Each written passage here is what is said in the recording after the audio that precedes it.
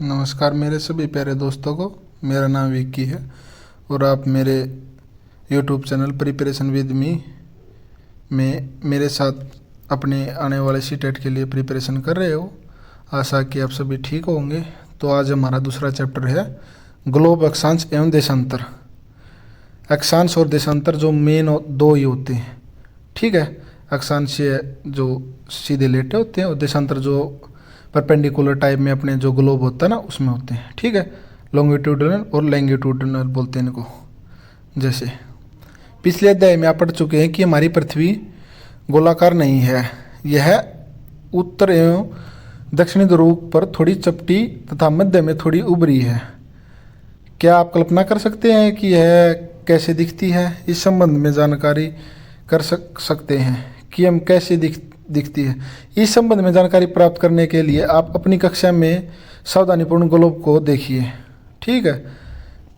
Globe पृथ्वी का लघु रूप में एक वास्तविक प्रतिरूप है, मतलब कि एक छोटा, ठीक है। जैसे हमारी पृथ्वी बड़ी है, उसका ग्लोब एक छोटा रूप है। ग्लोब विभिन्न आकार एवं प्रकार के हो सकते हैं। बड़े ग्लोब जो आसानी से एक स्थान से दूसरे स्थान नहीं ले जा सकते, और पॉकेट में रखने योग्य ग्लोब जो जैसे गुब्बारा हवा भरी एक स्थान से दूसरे स्थान आराम से ले जा भी सकते हैं, ठीक है। ग्लोब स्थिर नहीं होते, उसी प्रकार घुमाया जा सकता है जैसे अपने कुम्हार का पहिया या लट्टू घूमता है। ग्लोब पर देशों, महाद्वीपों तथा महासागरों को उनके सही आकार में दिखाया जाता है। पृथ्वी के समान किसी गोले पर किसी बिंदु की स्थिति का वर्णन करना कठिन है। अब प्रश्न यह उठता है कि इस पर किसी स्थान की स्थिति कैसे बताई जाए। इसके लिए हमें कुछ बिंदुओं एवं रेखाओं के संदर्भ की आवश्यकता होती है। आप देखेंगे कि एक सुई ग्लोब में झुकी हुई अवस्था में स्थित होती है, जिसे अक्ष कहते हैं, जो ग्लोब के सेंटर से जाती है। एक काल्पनिक रेखा, वास्तविक नहीं, एक काल्पनिक रेखा, ठीक है। ग्लोब पर वे दो बिंदु जिनसे होकर गुजरती है, उत्तर तथा दक्षिणी ध्रुव, ठीक है। जो ऊपर होता है उत्तर ध्रुव, जो नीचे होता है दक्षिणी ध्रुव। ग्लोब को इस सुई के चारों ओर पृथ्वी के भांति पश्चिम से पूर्व की ओर घुमाया जाता है, ठीक है। पश्चिम से पूर्व की ओर, एंटी क्लॉकवाइज, ठीक है, पश्चिम से पूर्व की ओर। लेकिन याद रहे कि इन दोनों में एक अंतर है। पृथ्वी पर वास्तविक में ऐसी कोई सुई नहीं, जैसे मैंने अभी बताया, ठीक है। एक अन्य काल्पनिक रेखा भी ग्लोब को दो बराबर भागों में बांटती है, उसे वास्तविक रेखा कहते हैं, ठीक है। जैसे विषुववृत्त रेखा कहते हैं, ठीक है। आप देख लीजिए, इसे विषुववृत्त रेखा। पृथ्वी के उत्तर में स्थित आधे भाग को उत्तरी गोलार्ध जो उत्तर में है, और जो दक्षिण में उसको दक्षिणी गोलार्ध कहते हैं। ये दोनों बराबर आधे आधे भागों में होते हैं, ठीक है। जो विषुववृत्त है पृथ्वी पर एक काल्पनिक वृत्त बनाती है, एवं यह पृथ्वी पर विभिन्न स्थानों की स्थिति बताने का सबसे महत्वपूर्ण संदर्भ बिंदु है। विषुववृत्त से ध्रुवों तक स्थिति सभी समांतर वृत्तों को अक्षांश समांतर रेखाएं कहा जाता है। जो विषुववृत्त से जब ध्रुवों की तरफ जाएंगे ना, जो रेखाएं होती हैं उसको अक्षांश कहते हैं, ठीक है। अब आगे चलिए। विषुववृत्त शून्य अंश अक्षांश को दर्शाती है। चूंकि विषुववृत्त से दोनों तरफ ध्रुवों के बीच की दूरी पृथ्वी के चारों ओर के वृत्त का 1/4 है, अतः इसका माप होगा 360 अक्षांश। ये भी क्वेश्चन आता है, भी अपनी अक्षांशों की रेखाएं 300 कितनी होती हैं और देशांतरों की, तो अक्षांशों की 360 होती। तो अक्षांश का 1/, तो 90 अक्षांश हो गए, ठीक है। इस प्रकार 90 अक्षांश उत्तरी अक्षांश उत्तर ध्रुव को दर्शाती हैं तथा 90 डिग्री अंश दक्षिणी अथवा दक्षिण ध्रुव को दर्शाती हैं, ठीक है। अब आगे चलिए। इस प्रकार विषुववृत्त के उत्तर की सभी समांतर रेखाओं को उत्तरी अक्षांश कहा जाता है, तथा विषुववृत्त के जो नीचे होते हैं ना दक्षिण की साइड, उनको दक्षिणी अक्षांश कहा जाता है। इसलिए प्रत्येक अक्षांश के मान के साथ उसकी दिशा यानी उत्तर या पूर्व को हम जो पीछे लिखते हैं उनके उत्तर या पूर्व उसको दर्शाया जाता है, ठीक है। ये तो भैया आगे एग्जाम्पल आप देख लेना, ठीक है। अब आगे आप इसको देखिए। जैसे सेंटर से जो अपनी विषुववृत्त जा रही है उससे ऊपर है उष्णकटिबंध, ठीक है। यह जो ऊपर है वो उत्तर ध्रुव, नीचे आता है वो दक्षिण ध्रुव आता है। ऊपर 23.5 होती है कर्क रेखा, उसके बाद आती है उत्तर ध्रुववृत्त, ठीक है। जो और नीचे होती है मकर रेखा, उसके बाद आती है दक्षिण ध्रुववृत्त। उसके बाद इसके अंदर होते हैं कटिबंध, जैसे मौसम होते हैं ना अपने इधर, कटिबंध भाई जो विषुवत रेखा है उसके साथ से जो भी उष्ण कटिबंध होगा ना वहाँ पे टेम्परेचर गर्म रहता है, क्योंकि यहाँ पर सूर्य का प्रकाश सीधा आता है। ठीक है, उसके बाद आते हैं उत्तरी शीतोष्ण और इधर आता है दक्षिणी शीतोष्ण, मतलब ठीक ठाक, जिसमें अच्छी ठंड, ज़्यादा ठंड नहीं होती, ठीक मतलब ठंड होती है। ठीक है, शीतोष्ण कटिबंध और दक्षिण शीतोष्ण कटिबंध। उसके बाद आता ध्रुव, उत्तर ध्रुव में उत्तरी शीत कटिबंध और दक्षिणी, इनमें लगभग ज़्यादातर बर्फ जमी रहती है। ठीक है, तो अब आगे चलिए।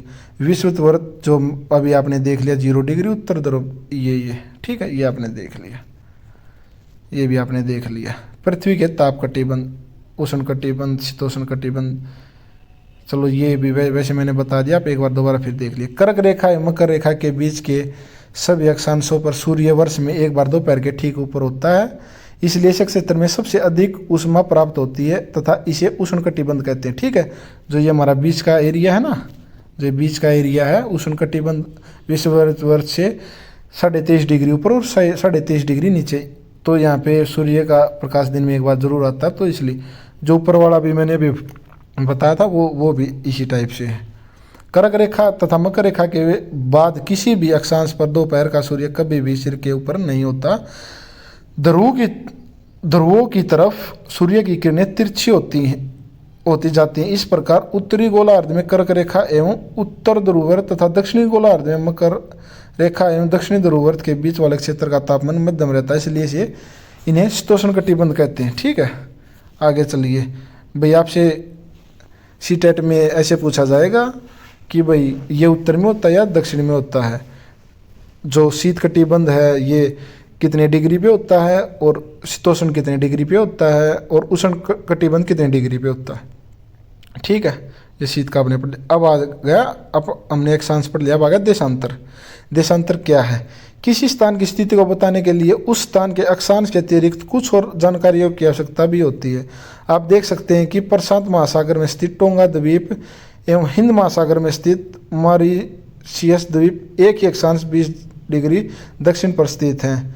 इनकी सही स्थिति जानने के लिए यह पता करना होगा कि उत्तर ध्रुव को दक्षिण ध्रुव से जोड़ने वाली संदर्भ रेखा से पूर्व या पश्चिम की ओर इन स्थानों की दूरी कितनी है। ठीक है, चलो आगे भाई, मैं आपको एक बात बता देता हूँ। जैसे अपना भारत है, भारत में जो अपनी मकर रेखा गुजरती है, तो उसमें जो अपना गुजरात है, गुजरात से और सिक्किम, गंगटोक, मणिपुर साइड जाएंगे तो उसमें लगभग 1-1.5 घंटे या 2 घंटे का डिफरेंस आ जाता है।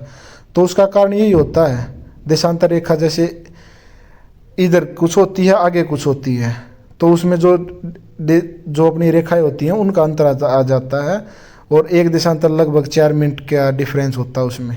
तो जितना भी उसमें डिफरेंस आ गया, शायद 36 आता, तो वो आप देख लीजिए इतना अप्रोक्स उसमें हो जाएगा।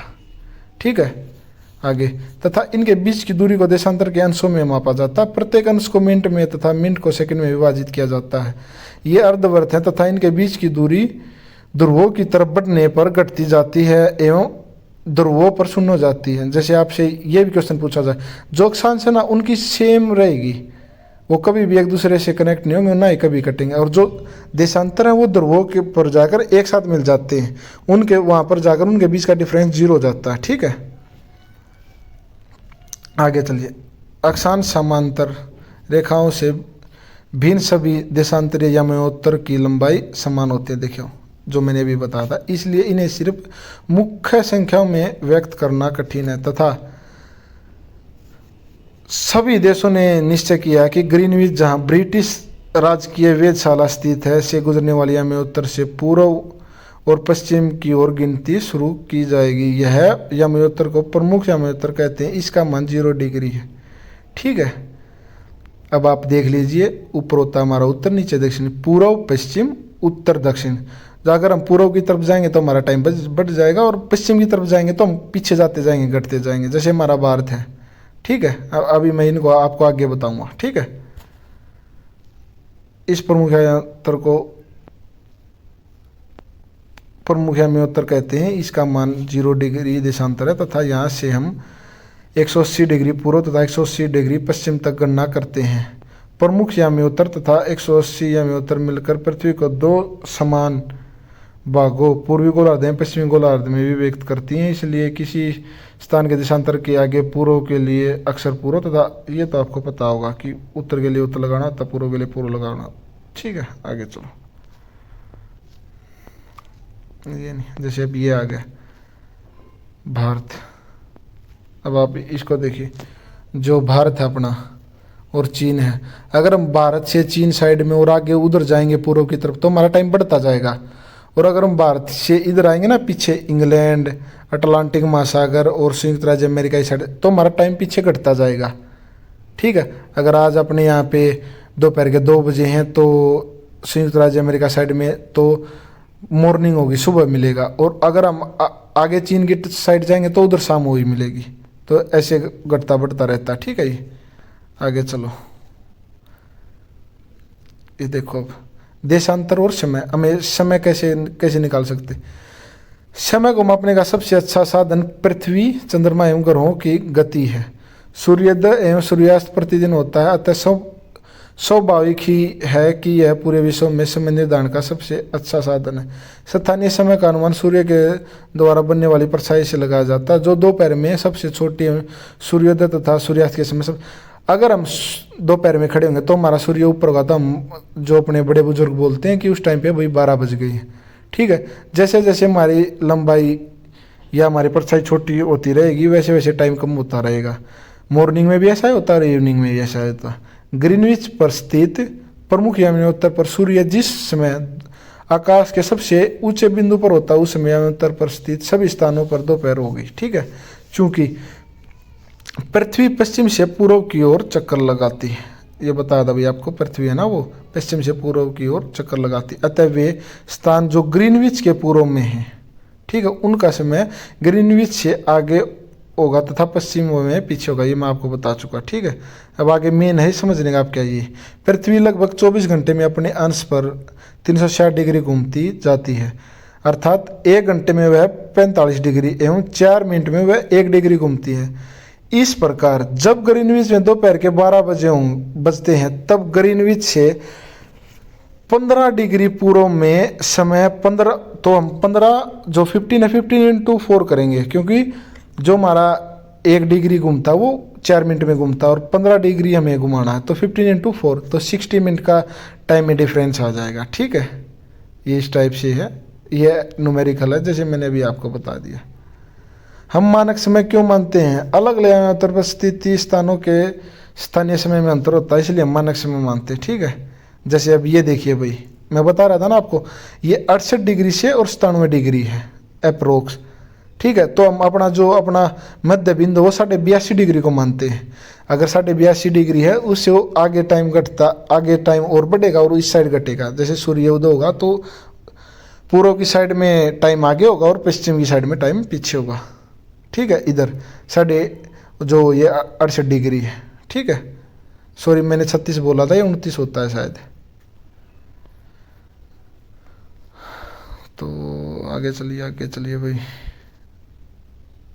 बस भाई ये था मेन जो मैंने अभी आपको बता दिया, और इसमें और कुछ खास नहीं। हाँ ये है, ये पढ़ लीजिए आप। भारत ग्रीनविच के पूर्व 82 डिग्री में स्थित है। ठीक है, तथा यहाँ का समय ग्रीनविच से लंदन से 5.5 घंटे आगे, ये भी आपसे कभी कभार पूछ लिया जाता है। कुछ देशों का देशांतरीय विस्तार अधिक होता है जिसके कारण वहाँ 1 से अधिक मानक समय अपनाए गए हैं। उदाहरण के लिए रूस में 11 मानक समय को अपनाया गया। पृथ्वी को 1-1 घंटे वाले 24 समय अक्षेत्रों में बांटा गया। इस प्रकार प्रत्येक समय अक्षेत्र 15 डिग्री देशांतर तक के क्षेत्र में घेरता है। ठीक है, आगे चलिए।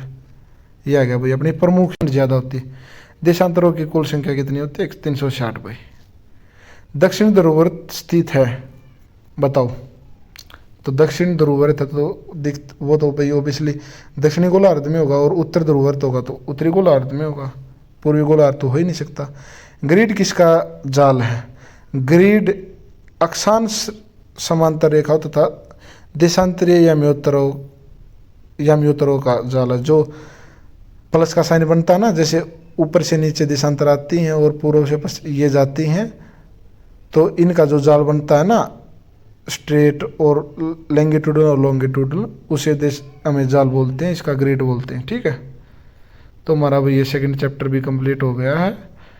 तो हम कल अपना थर्ड चैप्टर करेंगे और मैं इसके जो भी आज हमने पढ़ा इसको उधर